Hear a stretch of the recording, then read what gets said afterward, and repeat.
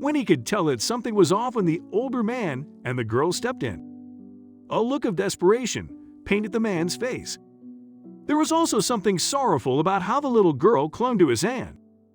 Instinct told Wendy to keep her eyes peeled. She couldn't put her finger on it, but something about those two made her feel very uneasy. Chen Wenwan was born to a Thai dad and Chinese mother in Beijing, China. At the age of 3, her family relocated to Bangkok. Although the abrupt change was jarring for little Wenwan, she quickly acclimated to her new environment. As Wenwan, or Wendy as her friends called her, grew, she showed a fantastic knack for art. Although she decided to pursue an art career, she soon learned that it wouldn't be that simple. Wendy's exceptional talent in art was known all over her neighborhood, her school included. Her teachers encouraged her to continue honing her skills, instilling in her the importance of hard work. As she got older, her eyes set on Po Chan Academy of Arts in Ratnakasin, the most prestigious art school in Bangkok. Unfortunately, the fee needed to attend such a school was way past her family's reach. Although the reality of her situation had sunk into her mind, Wendy didn't stop perfecting her art. Achieving her dreams was still among her top priorities, and she would do anything to see them through. With the help of her favorite art teacher, Wendy secured a partial scholarship after graduating high school. The scholarship covered most of her tuition fees, while her parents helped her with the remaining bills.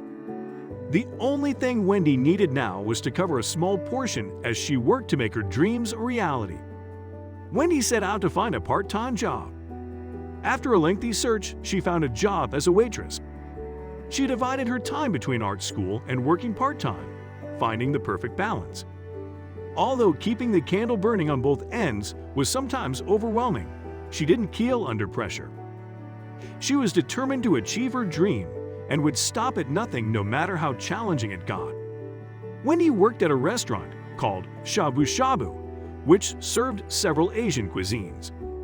She enjoyed working there, mainly because the place was a melting pot of many families from all walks of life. Working at the restaurant made her as eye-opening as being a student at the Po Chan Academy. But one day, something would happen that would affect her profoundly. That fateful day started as any other. It was a bright Saturday morning, and the restaurant was still empty. Wendy was helping her fellow staff set tables and chairs, excited to see what the day would bring.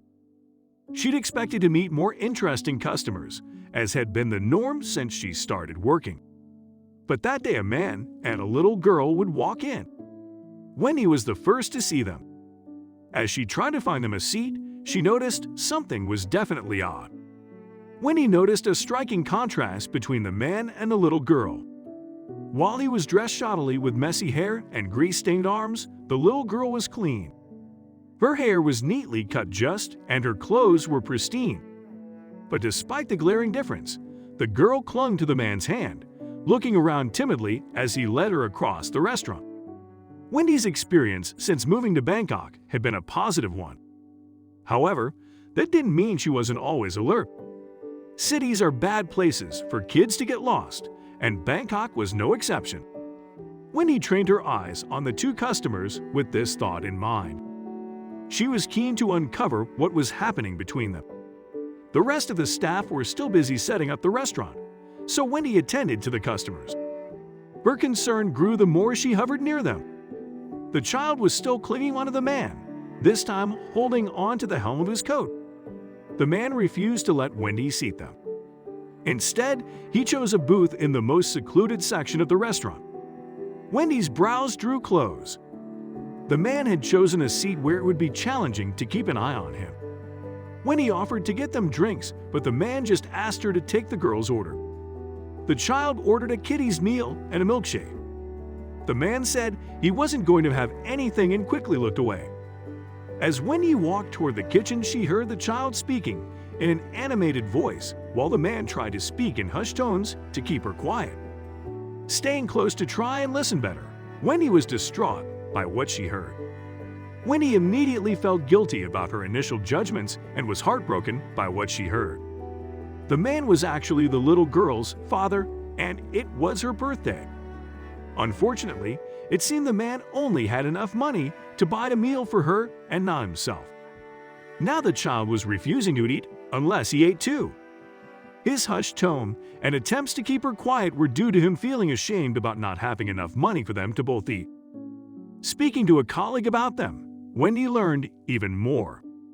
The man was known in the area. He was a single dad, desperately poor, and worked part-time as a mechanic whenever he could find work. He had been seen working late the day before and again that morning when he took the child into a clothing store to buy her a new outfit for her birthday. Suddenly, the man's grease stains and shabby appearance in comparison to his daughter's well-cared-for look made more sense. Now that she knew the full story, Wendy was deeply touched. She immediately knew she had to do something. Speaking to her boss, she begged him to help and even offered to pay for an extra meal for the father herself. Her boss was also moved when he heard the story. He decided to go the extra mile and put together something special for the father and daughter. In the end, the selfless father and his loving daughter were given 2 free meals. In addition, Wendy's boss had the chefs bake a birthday cake and a small party was held at Shabu Shabu for the little girl. The amazing father's story soon went viral and touched people the world over. This amazing story proved that no matter how difficult the circumstances, there were never any barriers strong enough to change a father's love for his daughter.